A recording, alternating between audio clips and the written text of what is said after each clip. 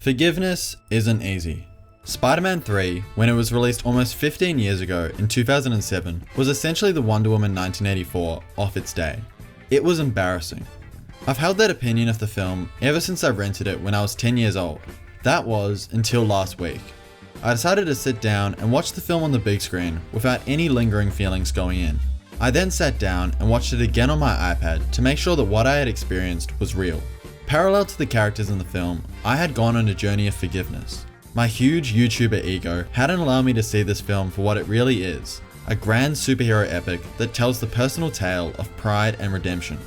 Even if you enjoy this film already, I'm sure there are elements about it that hold it back for you to some degree. But what if I told you that the Venom symbiote, Harry's amnesia, the emo Peter Parker sequences, etc. were not bad and furthermore, actually made the movie better?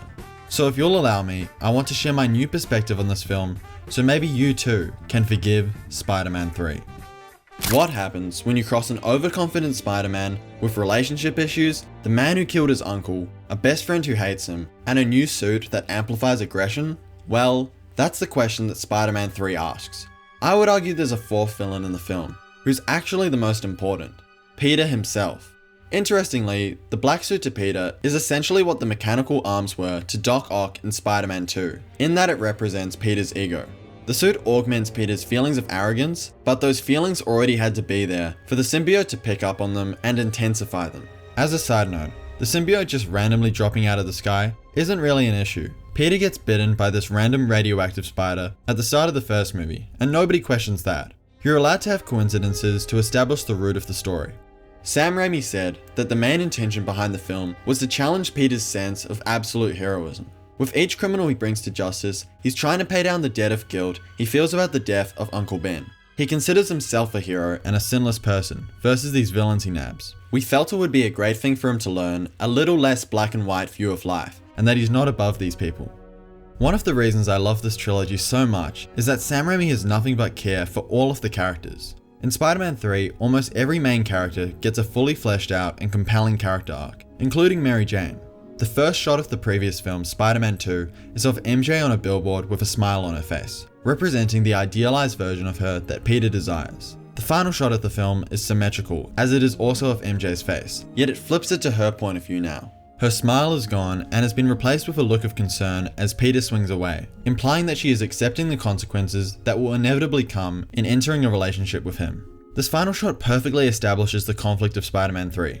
There is no way this romance would be smooth going forward. I mean, this is a Spider-Man story, and you are dealing with two characters that have both led double lives and worn masks. Keep in mind that Mary Jane had to put on the face of the popular girl in the first Spider-Man film to hide from her troubled home life.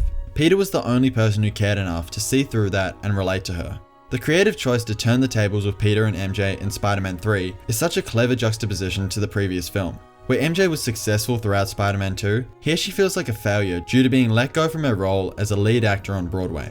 On the other hand, Peter has gone from living a truly miserable existence to having everything he wanted, which has naturally inflated his ego. You're seeing Peter's sense of self-worth inflate and Mary Jane's collapse. This is why Peter can't empathize with MJ's problems, because from his perspective, he has finally achieved the balance he has always strived for. Peter's ego grows and grows throughout the film, even without the black suit.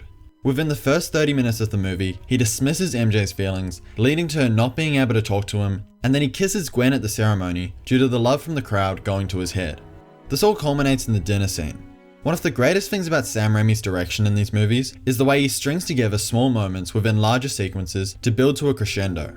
In less than 5 minutes, we watch as all of Peter's dreams collapse, and it's painful because we can't do anything to stop him making mistake after mistake. Peter refuses to listen to MJ, he flirts with another woman right in front of her, and then when MJ gets upset, he reacts as if she's in the wrong.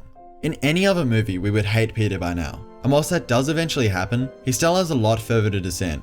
And in this moment, we still relate to him because the fundamental principle of Peter Parker is that he is his own worst enemy. The dinner scene ends with one final punch to the gut.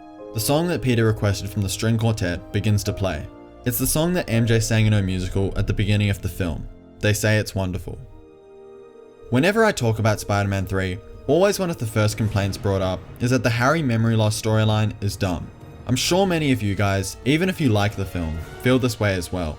Coming off the final scenes of Spider-Man 2, you would have expected Harry to be the main villain throughout, and the tension between Peter and Harry to rise and intensify throughout the film. That's not what we got, and I'm not even going to try to make the argument that it's hidden somewhere in the movie. So what did we get? At the very start of the film, Harry and Peter exchange some not so friendly words at MJ's musical, and then wham! The next scene, Harry takes the goblin formula, and a few minutes later we're watching the climactic battle we had waited 2 movies for. Well, that happened fast.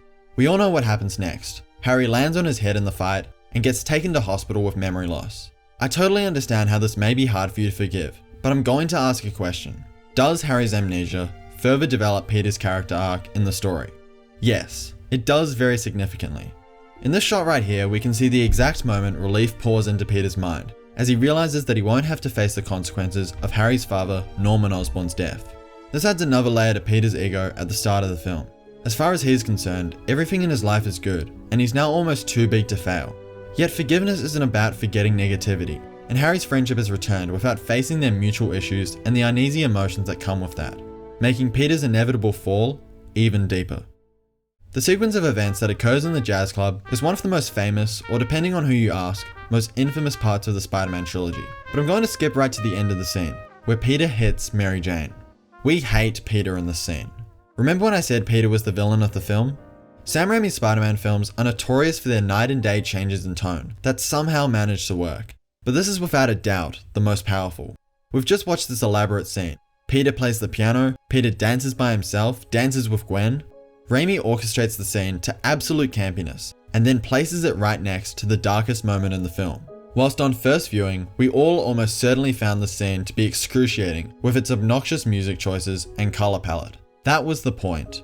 Peter's ego has gone too far, and he's still making the same mistakes. He couldn't realise MJ's feelings at the start of the film, and now he can't comprehend her pain about being forced to break away from him.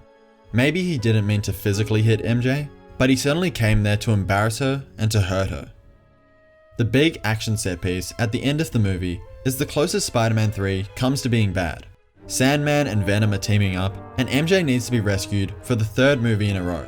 Fun fact, Kirsten Dunst's screams from Spider-Man 2 were reused in this film. It's cliche, right up until Harry arrives to help Peter and rekindle a friendship.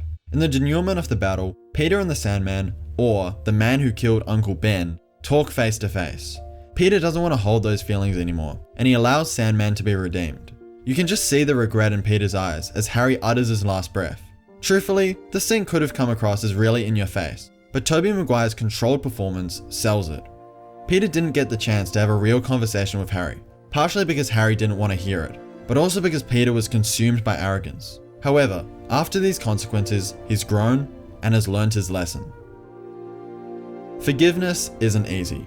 What I love about the final scenes of each movie in the Raimi Trilogy is that whilst they're uplifting, they're very melancholic and subsequently unforgettable. The final swing in the first Spider-Man comes right after Peter says, "This is my gift, my curse." And you get the sense that him being able to zip around New York City is a small, albeit astonishing consolation to a huge responsibility that will force Peter to give up a lot of what he wants. So fittingly, the closing scene of the trilogy as a whole in Spider-Man 3 is very personal. In fact, Spider-Man isn't even in it. Peter and Mary Jane haven't had the proper moment to reconcile since Peter's last time wearing the black suit. Noticeably, they stood opposite each other at Harry's funeral. The final time we get to see these characters on screen occurs back in the jazz club, where they have one last dance. Not everything has been resolved. MJ isn't back on Broadway, Peter's damn door hasn't been fixed, and he hasn't even given MJ the engagement ring that Aunt May gifted to him. But that doesn't matter, because if I could describe the scene in one word, it would be healing. MJ and Peter need to acknowledge their problems before they can move on. They can't just forget about them, like what happened with Harry. We can infer that one day Peter will marry MJ on a hill, like what was set up in the second film. But this is the ultimate conclusion of their characters. They've forgiven each other and have taken their masks off.